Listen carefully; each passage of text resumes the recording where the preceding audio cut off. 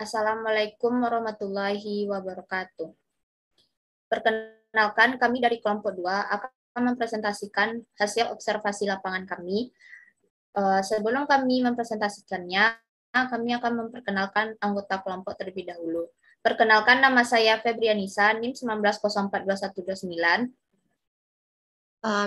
Saya Aisyah Desmaina Wijaya, NIM 19042098. Saya Fani Febiansyah, NIM 19042211. Perkenalkan, nama saya Winnie Sarhami Alvin, NIM 19042196. Baik, langsung saja kita masuk ke presentasi kita kali ini, yang akan dipresentasikan oleh rekan saya kepada Wenisa. Dipersilakan.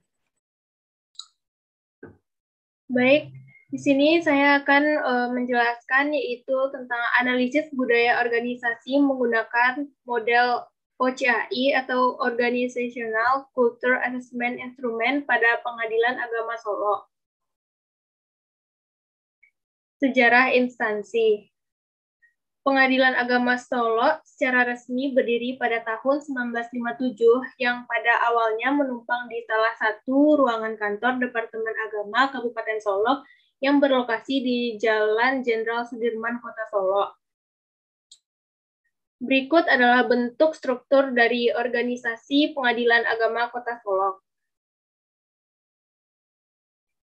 Selanjutnya yaitu tugas pokok dan fungsi masing-masing bidang.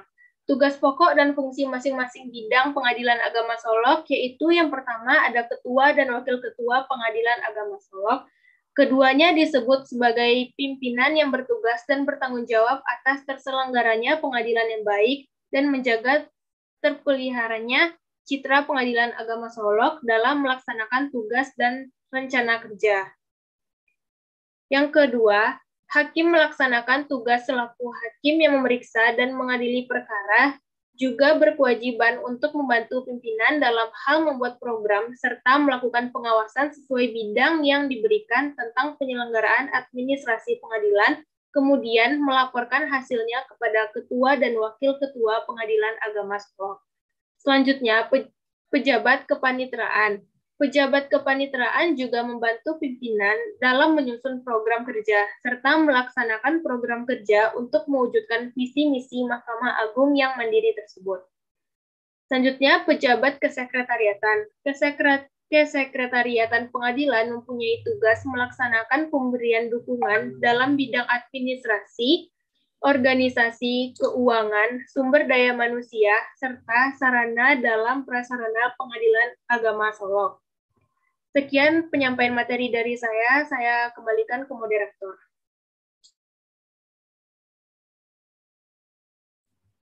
Baik, terima kasih kepada rekan saya yang telah membacakan materi pertama. Materi selanjutnya yang akan disampaikan kepada rekan saya, Aisyah. Kepada Aisyah, dipersilakan. Baiklah, saya akan melanjutkan materi tentang sistem penelitian menggunakan OCAI. OCAI merupakan suatu instrumen yang dikembangkan oleh Profesor Robert Quinn dan Kim Cameron.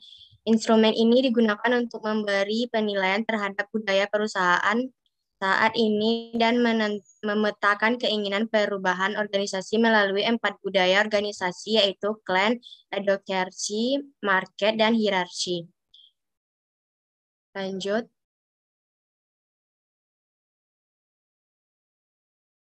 Selanjutnya, menurut Quinn tahun 2011, ada 4 tipe budaya organisasi yang dapat diukur dengan OCAI, antara lain 1. Clan culture, model atau jenis budaya yang lebih menitik beratkan pada hubungan dan sistem kekeluargaan yang sifatnya guyup. Ciri-ciri kekeluargaan inilah sangat menonjol. Lanjut. Yang kedua, advocacy culture. Model atau jenis budaya ini cenderung bersifat mengalir dalam artian anggota organisasi tidak dibatasi oleh struktur, sebab model ini lebih mementingkan penciptaan situasi di mana karyawan bisa dengan bebas menggali serta menyalurkan ide-ide segar, kreatif, dan inovatif. Market culture, jenis budaya yang mengedepankan kompetisi yang ketat dan tinggi. Gaya kepemimpinan yang dikembangkan adalah sebagai kompetitor dan pendorong yang tangguh. Lanjut. Yang keempat yaitu hierarki kultur. Budaya ini sangat menekankan pentingnya struktur yang baik dan rapi dalam organisasi. Semua proses kerja diatur secara baku dan sistematis. Birokrasi sangat relevan dengan jenis budaya ini. Gaya kepemimpinan yang dikembangkan adalah sebagai koordinator dengan fungsi mentoringnya yang kuat dan ketat, sekaligus juga sebagai organisator yang unggul. Selanjutnya, laporan hasil observasi dan wawancara. Yang pertama, pertanyaan pertama, apakah di pengadilan tersebut terdapat suatu budaya organisasi? Setiap instansi pastilah memiliki budaya organisasi. Budaya organisasi sangat berperan penting dalam menciptakan kelancaran dalam segala aspek yang berjalan di instansi. Kelancaran tersebut diakibatkan karena memiliki struktur yang rapi dan profesional di bidangnya masing-masing. Lanjut. Yang kedua, apakah organisasi di Pengadilan Agama Kota Solo sudah terjalin keakraban dan ikatan emosi yang baik untuk saling berbagi? Sebagai organisasi lebih tampak seperti keluarga yang saling menaungi satu sama lain. Keakraban di Pengadilan Agama Solo sudah berjalan dengan baik. Dengan adanya keakraban dan masing-masing pegawai, itulah yang menyebabkan Pengadilan Agama Solo memiliki predikat yang cukup baik di wilayah Sumatera Barat. Jadi Pengadilan Agama Solo senantiasa menorehkan prestasi baik secara regional maupun nasional. Sekian dari saya kembalikan kepada moderator. Baik, terima kasih kepada rekan saya yang telah mempresentasikan materi disampaikan oleh Fani. Kepada Fani dipersilakan. Baiklah, saya akan melanjutkan pertanyaan yang ketiga, yaitu apakah gaya kepemimpinan di dalam organisasi Pengadilan Agama Solo sudah berjalan dengan baik? Jawabannya itu gaya kepemimpinan di dalam organisasi Pengadilan Agama Solo sudah sangat baik. Dibuktikan dengan sudah banyaknya prestasi dari Pengadilan Agama Solo. Pertanyaan yang keempat, bagaimana sistem budaya organisasi di Pengadilan Agama Solo? Sistem organisasi di Pengadilan Agama Solo sudah cukup terstruktur, yaitu yang terdiri dari yang pertama ketua dan wakil ketua Pengadilan Agama Solo. Keduanya disebut sebagai pemimpin yang bertugas dan bertanggung jawab atas terselenggaranya peradilan yang baik dan menjaga terpeliharanya citra Pengadilan Agama Solo dan melaksanakan tugas dan rencana kerja. Next. Yang kedua, hakim melaksanakan tugas selaku hakim yang memeriksa dan mengadili perkara, juga berkewajiban untuk membantu pimpinan dalam hal membuat program serta melakukan pengawasan sesuai bidang yang diberikan tentang penyelenggaraan administrasi pengadilan. Kemudian melaporkan hasilnya kepada ketua dan wakil ketua Pengadilan Agama Solo. Yang ketiga, ada pejabat kepaniteraan. Pejabat kepaniteraan juga membantu pimpinan dalam menyusun program kerja serta melaksanakan program kerja untuk mewujudkan visi misi Mahkamah Agung yang mandiri tersebut. Yang keempat, pejabat kesekretariatan pengadilan mempunyai tugas melaksanakan pemberian dukungan di bidang administrasi, organisasi, keuangan, sumber daya manusia, serta sarana dan prasarana Pengadilan Agama Solo. Next. Pertanyaan kelima yaitu seberapa penting budaya organisasi di dalam ruang lingkup Pengadilan Agama Solo? Budaya organisasi sangat berperan penting dalam menciptakan kelancaran dalam segala aspek yang berjalan di perusahaan dan merupakan fondasi yang berisi norma-norma, nilai-nilai, cara kerja karyawan, dan kebiasaan yang bermuara pada kualitas kinerja organisasi. Budaya organisasi memiliki peran dalam mempengaruhi perilaku pegawai. Hal ini dapat tercermin dari kesempatan berinovasi dan berkreasi. Pertanyaan ke-6 yaitu, pertanyaannya, apakah di dalam organisasi Pengadilan Agama pernah gagal dalam mengambil keputusan yang di mana memiliki risiko yang tinggi? Seseorang pemimpin pastinya pernah mengambil keputusan yang sangat krusial. Dan juga di balik keputusan itu tidak selalu berhasil. Namun, di balik kegagalan tersebut, tersebut menjadi sebuah sumber ilmu bagi aparatur untuk membenahi diri dan belajar dari kesalahan yang telah dilakukan. Baik, saya kembalikan ke moderator. Baik, terima kasih kepada rekan saya, Fani, yang telah menyampaikan materinya. Selanjutnya, materi selanjutnya akan saya sampaikan sendiri, yaitu mengenai hasil penelitian dan pembahasan.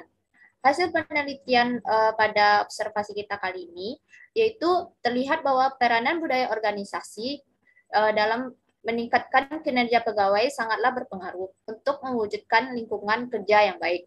Budaya organisasi merupakan karakteristik organisasi yang membentuk perilaku anggota organisasi dalam mencapai tujuannya.